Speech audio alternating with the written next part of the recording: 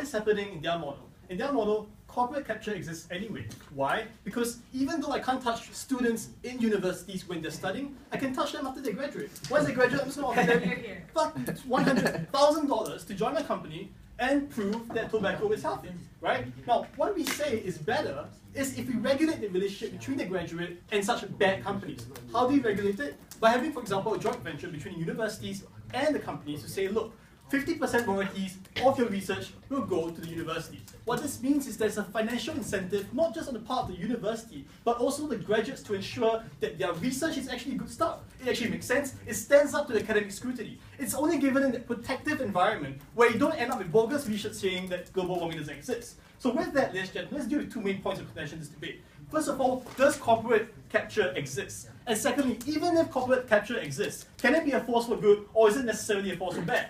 So first, does corporate capture exist? We say no. Why? Because in our model and in many universities, no thanks, right? Universities tend to have a selection, a variety of different programs. There are core programs like physics and chemistry, which you would attend, and there are optional research programs which you can attend at a more advanced level, right? We are saying companies should be allowed to sponsor these advanced research programs, right? We will tell you who the sponsor is, we will tell you what the end goal is. If you think the end goal of trying to disprove climate change is bad, we don't stop students from looking at the program and say, I'm not joining it. And we think many students will just not join these programs because it's bogus, right? So we say we are offering people greater variety, a chance to show that, you know what, I think this research program looks interesting, we think it's beneficial to society, we join it. So corporate capture doesn't exist. Secondly, because universities have a financial motive not to make things exclusive, right? They don't want to grant exclusivity clauses to corporations. They want a multiplicity of different corporations sponsoring different research programs because there's more money and because that means students get more choice.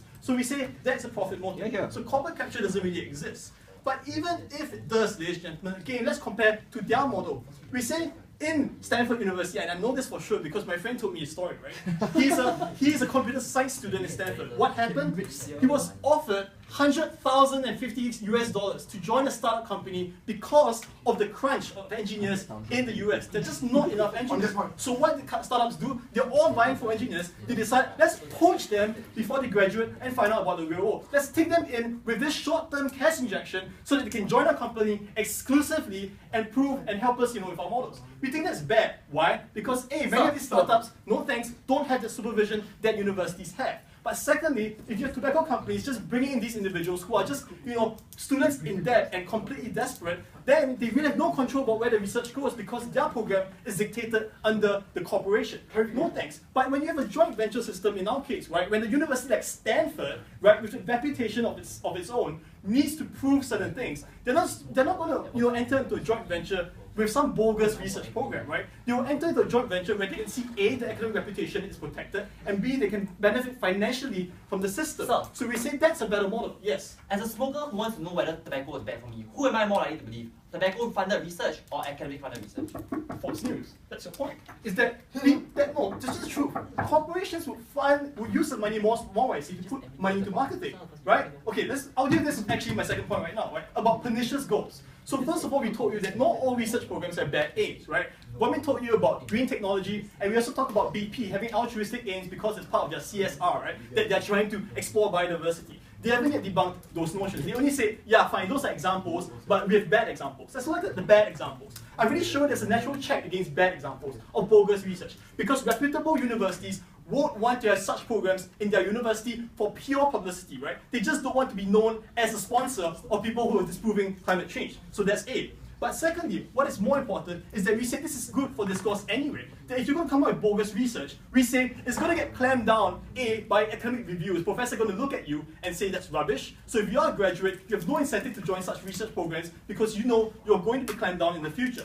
But secondly, it's also an idea that if you have this discourse, then you make people more aware of what's going on. No thanks. So on to the bigger point now. They're saying, look, all these Fox News and CNN, or Fox News for example, you are citing all these universities, right? Even if such universities do produce such research materials, Fox News will cite these universities anyway to show that, their opinion is more credible than not. A, we say Fox News viewers are lazy. Honestly, do you think they're going to be swayed by academic journals? Do you think they're going to read academic journals? We see the views of Fox and people who believe in Fox ideologies, right? They're just going to believe Fox anyway. We think that the mere fact that you can cite X or Y university isn't really going to change people's mindsets. Just as how people who don't believe climate change is a real thing are going to sway either way because of bogus research. But more importantly is this, right?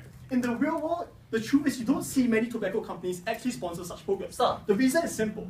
It's just better money being spent in marketing and advertising, right? That's how you directly influence societal aims. Not by journals which cost A, a lot of money because you have to hire professors, B, may not necessarily reach the mainstream audience because not everyone reads journals. We think it's completely absurd to suggest that companies, tobacco companies, no thanks, who rather spend money on journals than on marketing material. We think that's false. We think a majority of the cases, and we would rather bite the harm and say, even if there are 1 or 2 bogus research programs, it definitely is outweighed by the benefits, ladies and gentlemen, of things like green tech or things like biotechnology. No thanks.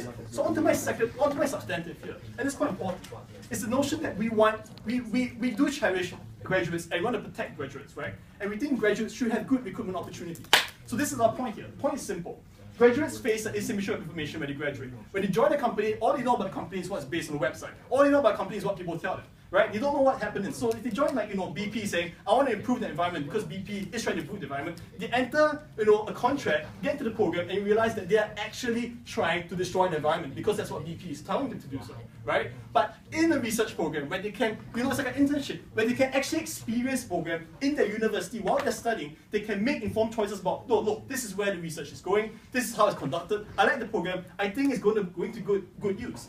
Then they have a more informed decision about where they're going in the future. They can even sign up, to the particular corporation after they study and after they carry out research. So that's a good thing. We think it's also good for universities because then other students who are not participants of the research program can utilize and benefit from the positive externality of having a research lab, for example, being sponsored by BP in the university. So we say that's a good thing as well. But more importantly, it's also good for the corporations because then they get a diversity of different students who say, look, I'm looking at the program and I want to contribute, not just in terms of oil and efficiency. I think your program has biodiversity implications as well. So we think they get a wealth of information and knowledge from universities. So for all these reasons, ladies and gentlemen, I'm extremely proud to